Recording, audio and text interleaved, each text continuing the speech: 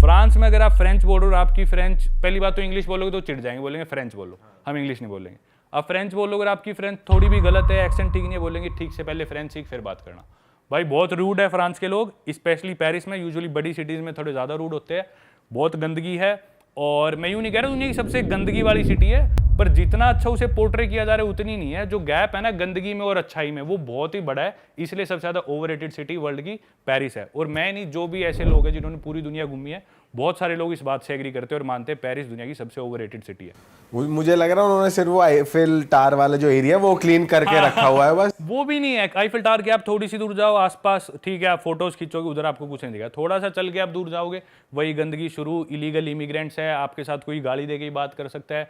इतना महंगा भाई, इतना महंगा। आप कोई टैक्सी लो और आपके थोड़ी सी दूर भी जाना हो, 40-50 यूरो आपका टैक्सी का खर्चा आना है। मतलब आपके 4-5 हज़ार तो टैक्सी के लगने हैं, 3-4 हज़ार कहीं भी जाने के। और बहुत महंगा, अफोर्ड नहीं कर सकते आप पेरिस में एज ए टूरिस्ट भी।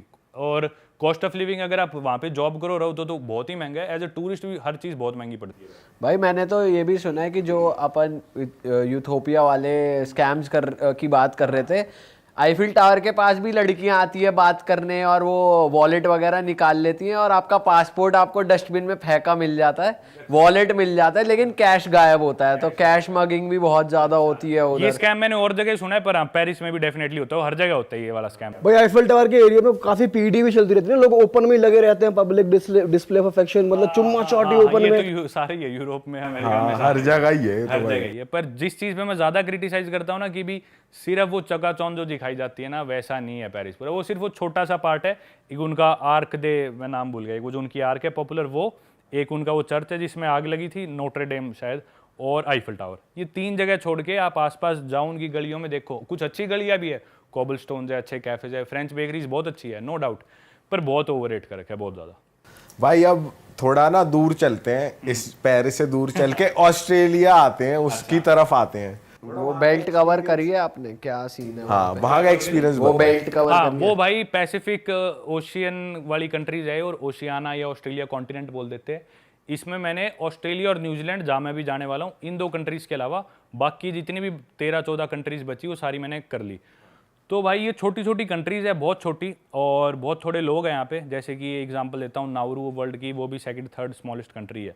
तो नाउरू गया था मैं, उस देश में क्या करा भाई, एक मेरे ख्याल न्यूजीलैंड का आदमी आया था, वो बोला कि भी इधर फॉस्फेट बहुत है, क्योंकि बर्ड्स की माइग्रेशन होती है, वो माइग्रेशन में वो जाते हैं इस आइलैंड पे, नाउरू कंट्री के ऊपर, वो बीट करती थी, बीट करने से वहाँ पे फॉस्फेट इकट्ठा हो गया। अब फॉस्फेट काम करता है एज अ फर्टिलाइजर। तो उस आदमी ने सोचा मैं ये फर्टिलाइजर न्यूजीलैंड और ऑस्ट्रेलिया में बेचूंगा। तो उन्होंने एक कंपनी बना दी, सेटअप कर दिया, फार्मर्स को देते थे आधा पैसा 1 टन का रेट, और वो बिकता था ऑस्ट्रेलिया में 200 रुपये 1 टन का रेट, मतलब 200-400 रुपये रेट पे वहाँ पे फॉस्फेट बेचते थे, और वो देश पूरा एक्सप्लॉइट कर दिया। नाउरू जो कंट्री थी वो आज से मतलब 1970s के around, if I am not wrong, exact year में भूल गया, मतलब यूँ मान लो आज से 50 साल पहले दुनिया की 2nd रिचेस्ट कंट्री थी in terms of per capita GDP. Saudi Arabia number 1, क्योंकि तेल बहुत था उनके पास, कि भी ये कंट्री की पूरी जीडीपी ले और पॉपुलेशन से डिवाइड कर दे, हर आदमी की इससे कितनी जीडीपी आई, तो सबसे अमीर 2nd नंबर पे थी नाउरू कंट्री। भाई इतना पैसा आ गया उनके पास, इतना फॉस्फेट मिला, इतना फॉस्फेट एक्सपोर्ट होने लगा, तो ना लोकल जो भी लोग थे पॉलिटिशियंस, वो भी उसमें मिल गए, क्योंकि ब्रिटिशर्स और न्यूजीलैंड और ऑस्ट्रेलिया वाले फॉस्फेट निकाल रहे थे। तो अब वो जब तक रूल पास नहीं करेंगे वो कैसे निकाले, तो पॉलिटिशियंस भी मिल गए, सारा फॉस्फेट उस देश का एक्सट्रैक्ट होता गया, लेकिन उसके बहुत ज़्यादा एनवायरमेंटल कंसिक्वेंसेज हो रहे थे। उनकी जो मरीन लाइफ थी, समुद्री जीव खराब हो रहे थे, धरती उनकी पूरी खराब होगी। अब वहाँ पे लोकली कुछ भी उग नहीं सकता, सब्जी वगैरह कुछ भी हेल्दी खाना नहीं उग सकता उस देश में। छोटा सा देश है वो देश, मैंने पूरा पैदल चल के पार करा था, 21 किलोमीटर की रोड है, 4 घंटे मैंने पूरा देश पैदल चला था। और अब मतलब 50 साल बाद वो दुनिया के सबसे गरीब देशों में से एक देश है, क्योंकि पॉलिटिशियंस इतने करप्ट हो गए, उन्होंने सारा देश बेसिकली बिकवा दिया ताकि लोग शोर ना मचाए।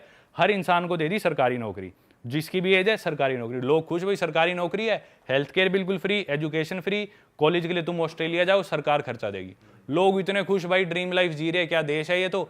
पर अंदर ही अंदर वो देश खोखला होता गया। सारी उन्होंने बाहर इन्वेस्ट कर दी, अपनी एयरलाइन बना दी, होटल्स खोल दिए, नाउरू वालों ने नाउरू एयरलाइन बना दी, बाहर अपने स्काई स्क्रैपर्स बना दी और देशों में होटल की चेन खोल दी।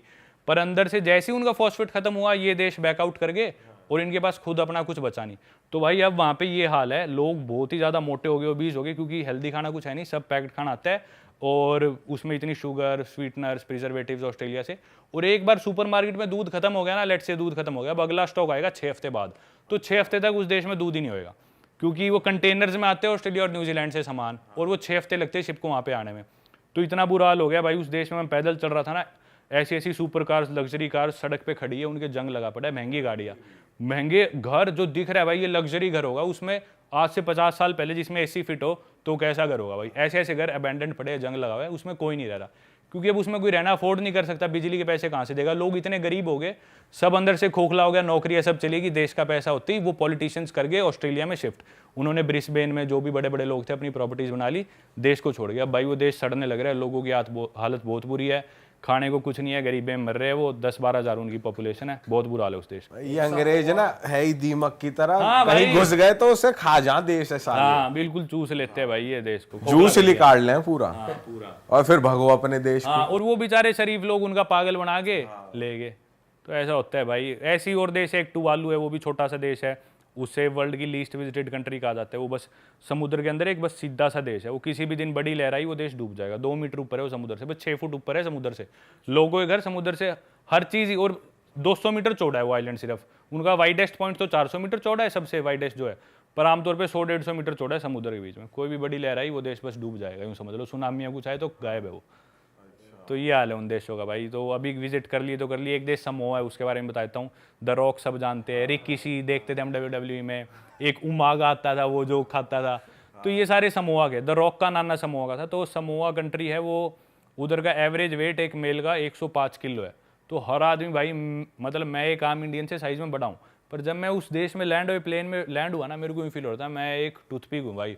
मैं यूं बैठा हुआ था, इतने इतने चौड़े लोग भाई, इतने बड़े अलमारी जैसे लोग, सारे लंबे बहुत लंबे, 6-6.5 फुट उनकी हाइट, और 105 किलो तो एवरेज वेट है, तो 200-250 किलो तक के भी लोग आराम से दिखते थे, कोई वो बात नहीं थी भाई, बहुत बड़े लोग हैं वो साइज में। तो अभी उनकी वीडियोस बनाई थी, अभी चैनल पे आई नहीं, पर अच्छा एक्सपीरियंस था, बहुत ही अनएक्सप्लोर्ड कंट्री, इधर कोई जाता नहीं, तो काफ़ी अलग एक्सपीरियंस था भाई। सीरिया आप अभी जो आईसिस के बाद गए थे आप? हाँ भाई, 2011 में वहाँ पे सिविल वॉर शुरू हुआ। आईसिस तो एक संगठन है, बहुत सारे संगठन है जो वहाँ पे सिविल वॉर चला हुआ है, पावर में आना चाह रहे हैं। तो मेरे ख्याल कई संगठन है, आईसिस तो उनमें से एक है। तो कोई इलाके आईसिस कंट्रोल कर रहा है, कोई सीरियन गवर्नमेंट, कोई कर्दिश फोर्सेज, अलग अलग फोर्सेज है। तो भाई हाँ, तभी गया था, सारी चीज़ें बहुत। तो वहाँ पे तो भाई हमने मूवीज में ही देखा है, किसी भी टाइम फायरिंग हो रही है, किसी भी टाइम बिल्डिंग टूटी हुई है। आप जिस एरिया में गए थे वो भी रिस्क वाला? कोई साबित बिल्डिंग दिखती ही नहीं थी, कोई ऐसी बिल्डिंग है ही नहीं जो मतलब नॉर्मल हो। हर बिल्डिंग में किसी के दरवाजे गायब है, किसी की खिड़कियां गायब है, किसी में वॉश बेसन गायब है, सब टूटा तो हुआ आप करने क्या गए थे वहाँ? और आप रुके कहाँ, क्या था? भाई एक होटल में रुका था, वो होटल उन्होंने थोड़ा रीबिल्ड कर रखा था, तो उस होटल में रुका और यही देखने गया था भाई लोग कैसे रह रहे हैं अभी भी भाई। और कोई लोगों की कमाई नहीं है, बिल्कुल इतनी गरीबी में रह रहे हैं। मैंने टैक्सी कराई, टैक्सी का किराया था इंडिया के, बहुत सस्ता देश है भाई, इंडिया के 50-60 रुपये मेरा टैक्सी का किराया बना, और वो मेरे को मेरे होटल तक छोड़ गया सिटी सेंटर से। और वो दिन में 12 घंटे टैक्सी चला के, और बोला काम मिलता ही नहीं। वो तो आप अंग्रेज तो नहीं हो, आप फॉरनर थे, तो काम मिल गया। बोला मैं टैक्सी खड़ी करती, मैं फौज में भी नौकरी करता हूँ सीरियन सरकार के लिए। बोला 12 घंटे टैक्सी चलाता हूँ, 12 घंटे मैं फौज में काम करता हूँ, इसके बीच में मेरे को सोना मिल गया तो मैं सो लेता हूँ 2-3 घंटे, और पूरे दिन में बोला मैं पैसे कमाता हूँ 200 से 250 रुपये एक दिन में। तो साल के 5 से 6 हज़ार रुपये कमाता है, जिसमें खुद की फैमिली, बच्चे, उसको सबको पालना, इकलौता पैसे कमाने वाला आदमी 24 घंटे काम करने के बाद। ये हालात है भाई। पॉपुलेशन बहुत कम होगी ना इस कंट्री की? पॉपुलेशन तो सारी बाहर जाने लग रही है, देश छोड़ के माइग्रेट करने का। वो भी डोंकी करते हैं ना अपने हाँ देश। वो, पर उनका तो जायज है यार, उनका डोंकी करना जायज है, वहाँ कंडीशन है ही नहीं रहने लायक। जो लोग भाई क्या फायदा डर डर के रहना, इसी डर डर के रहना भाई, कुछ नहीं पता। ऐसे ऐसे मैंशंस है भाई, लग्जरी विलाज मैंशंस खाली पड़े हैं, लोग छोड़ के भागे, क्योंकि कभी भी आए गोली मार के मार जाएंगे वो तो। भाई ये जो गैंग्स हैं ISIS, ये साले वहाँ करना क्या चाहते हैं? जहाँ लोग ही नहीं बचेंगे, किस पे वो रूल करेंगे? भाई वो एरिया टेरिटरी का कंट्रोल है, वो चाहते हैं टेरिटरी हमारे अंडर आ जाए, इधर इतना तेल है सीरिया के नीचे, वो फ्यूल हमें मिल जाए, और जो लोकेशन है बहुत स्ट्रेटेजिक है, ये लोकेशन हमें मिल जाए, आसपास सारी कंट्रीज में हम डोमिनेट कर सके। तो ये इनका कारण है। वहाँ से अमेरिका भी लगा हुआ है, कुछ ना कुछ अमेरिका भी करता रहता है। तो भाई लोगों की कंडीशन जितनी बुरी होए बावजूद भी, मतलब रोटी उनको यूँ नहीं पता शाम को हमें रोटी मिलेगी या नहीं मिलेगी, जेन्युइनली खुद का नहीं, पूरे परिवार का ही नहीं पता शाम को हम क्या पता भूखा सोना पड़े, क्या पता 10 दिन में हम भूख से ही मर जाए। लोगों को ये हालात है। फिर भी भाई दुकान पे जाके मैं चीज़ें खरीदता, बोलते नहीं हम पैसे नहीं ले सकते, आप हमारे मेहमान हो। भाई वो लोग जब ये चीज़ करते हैं ना, बहुत दिल छुआ भाई उस देश में तो। और मेरी वीडियोज़ में यार एक लड़का, मैं छोटा सा बच्चा था, उसकी दुकान से मैंने संतरा उठाया, मैं बोला संतरे के पैसे बता, बोला माफ़ी हिसाब, मतलब कोई हिसाब नहीं, बोला ये मेरा ज़मीर मुझे इजाज़त नहीं देगा कि मैं अपने मेहमान से एक संतरे के पैसे ले लूँ। अच्छा यूं बोल रहा हूँ। इतनी अच्छी बात है भाई। भाई बहुत अच्छे लोग हैं यार। अरे वाह, आपने ये वीडियो यहाँ तक देख ली भाई, तुमने हमारी मेहनत सफल कर दिया। तुम ही लोग हो असली रियल हिट। और अगर आपको बहुत मजा आ रहा है ऐसी क्लिप्स में, ऐसी वीडियोस में, तो फटाफट जाइए प्लेलिस्ट पे बिंज वॉच कीजिए और सारी वीडियोस देख डालो और मौज काटो। That is it. हम मिलेंगे नए पॉडकास्ट में, नई क्लिप में। Till then bye bye, see you, take care, do subscribe. Best of real talk online. Okay, bye bye.